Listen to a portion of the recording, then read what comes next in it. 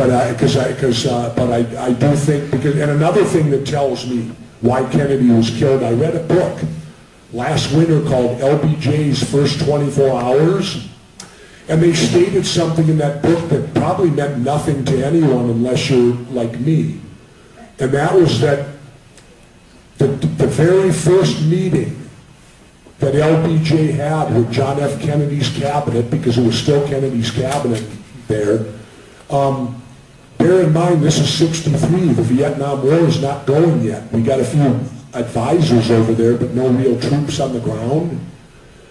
LBJ's first meeting as President of the United States the following morning with Kennedy's cabinet was on the Vietnam War. It wasn't on who killed the president. It wasn't on the state of the economy. It was the Vietnam War that we weren't even in yet. So that tells me clearly one of the reasons Jack Kennedy was killed, and we show you the documents in the book. Had Jack Kennedy lived, there would have been no Vietnam War. The documents are in the book. There would have been no Vietnam War. Let's go right here in front. You know, I should start calling on people close to you guys, I guess. Or do you need the exercise? I can run you back and forth, up and down if you want. On topic, Governor, thank you. We can't trust the mainstream media. I won't pin you to a number one, but what would you recommend us as an alternative? Well, you know, you put the grain of salt to everything. You can't trust the internet totally either, because as we all know, anything can be written on the internet. It's just up to you to find multiple sources separate from each other. Do some studying, do some reading. Imagine that, reading. Alex Jones? Well, Alex is a plethora of information. Alex is like an encyclopedia when it comes to it. So, you know, they're out there. You know, it's up to you. I can't tell you exactly who to go to or who you want to listen to, but certainly get multiple opinions on every subject, and just because you read something once doesn't mean it's so. You know, it doesn't mean that it is. Right back there. First of all, Governor, I love you on Howard Stern. Everybody does. Oh, it's great. What a great free speech venue. What's that? What a good free speech venue. My question is, if you vote independent, people feel that they're going to cause their favorite mainstream party, or the mainstream party they hate the least, to lose. How do you get people to get over that and vote independent? Well, it's a simple thing. Okay, what he's saying is that if, you know, like they always tell you, you're going to elect the person you don't want. No, people, you got to remember, an election's not a horse race. You're not there to pick the winner. You're there to vote your heart and conscience and pick the candidate that most represents what you believe in. And if you do that, you have exercised your right to vote, in my opinion, the way you should. If you don't do that, well then, you know, then you have wasted your vote. You're not wasting your vote if you vote your heart and conscience. And also, voting shouldn't be picking the lesser of the evils. How about picking the good instead of the evils, and leave it at that?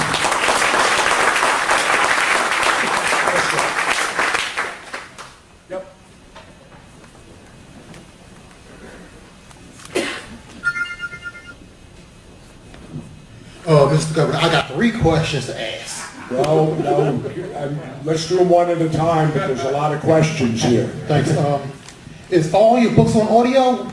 I don't know. Why, you can't read? Y'all can read? But I don't need nobody reading it for you. Read it yourself. All right.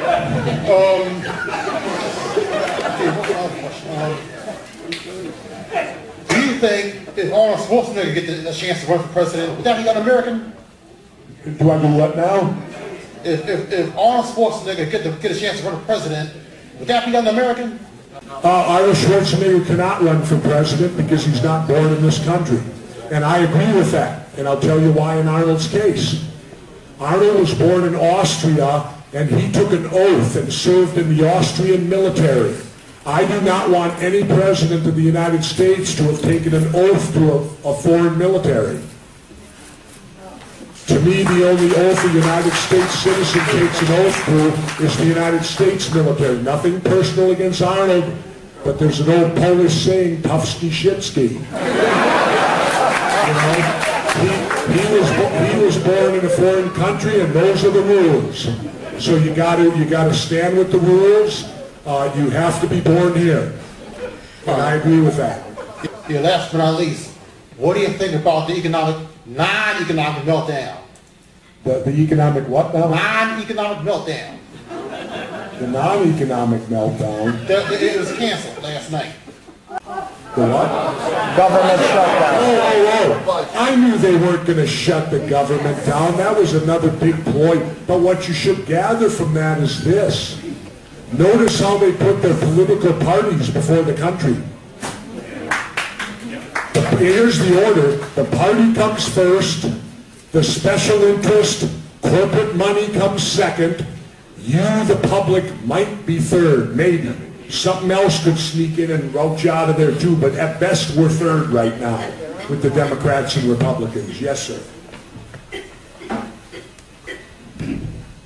I love 63 as the number of documents you chose because I think in 1963 America lost its innocence.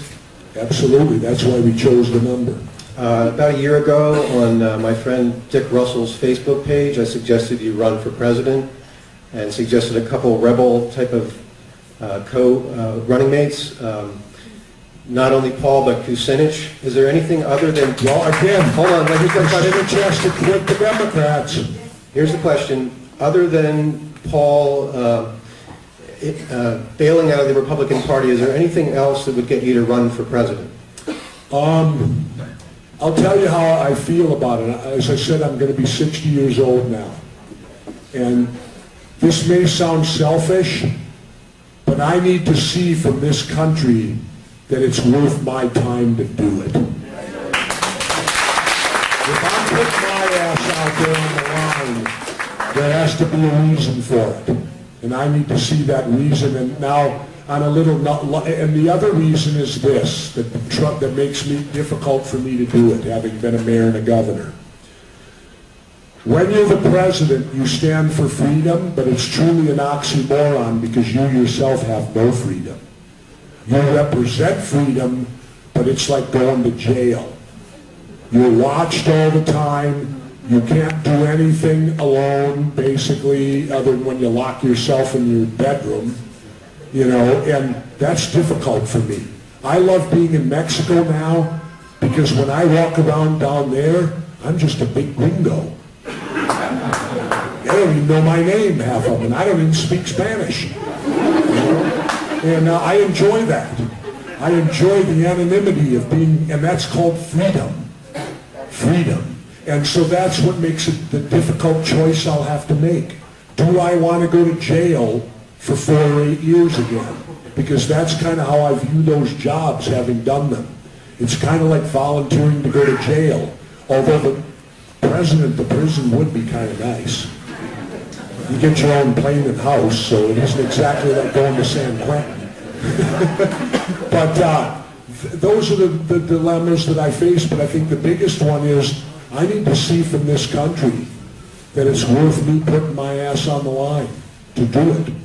Because I could much easily be down surfing, you know, and have a lot more fun doing that than holding that job.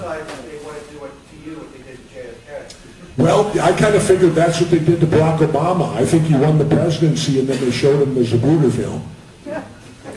You know, and said, you know, you better think about this, young man.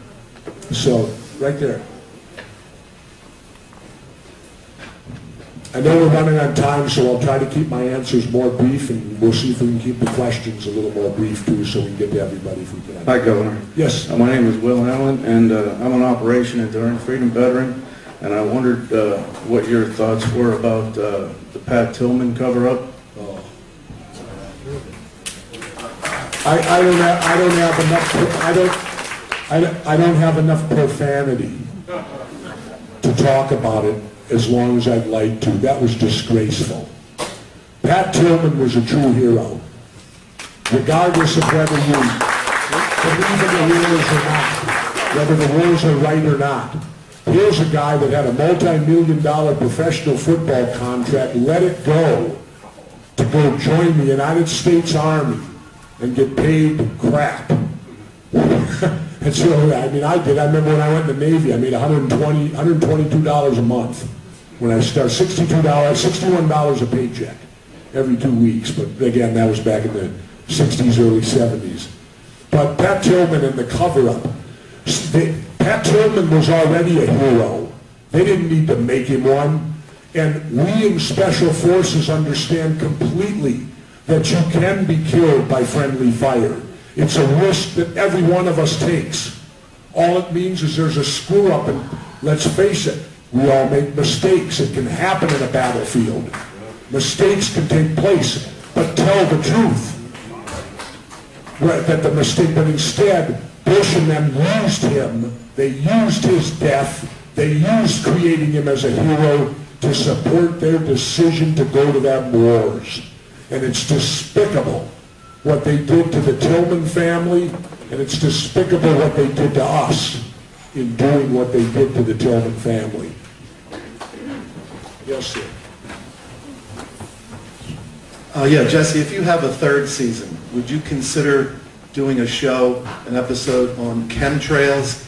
And what is your feeling about the importance of depopulation in the world? Well, chemtrails is yeah, we will be doing chemtrails on the third show because everywhere I go to speak, it rears its head. And so I don't know a whole lot about it yet, which many of the conspiracies sometimes I don't. I didn't even know HAARP existed.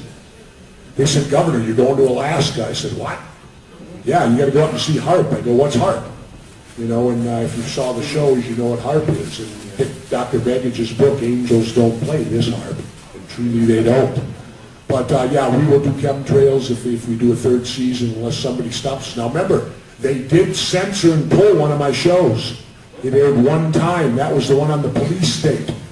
When we found a Homeland Security bill that said, ordered FEMA to build no less than 6 internment camps. Who's going in them? Us, here, because we happen to question our government. And you saw the reaction of the government. Apparently we struck a nerve, and we're not supposed to talk about what they're actually doing out there. Let's see. A librarian? Okay, let's go to the librarian. I just have a comment. I just want to say, I've like followed you for 30 years. I was a huge wrestling fan.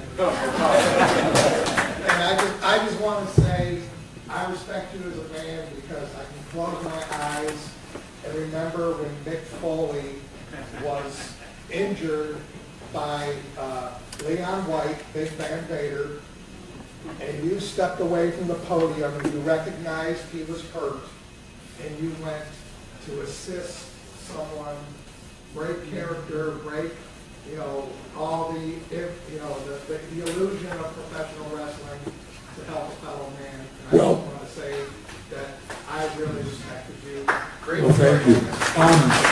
Let's all remember, you know, I'll give you the definition of wrestling.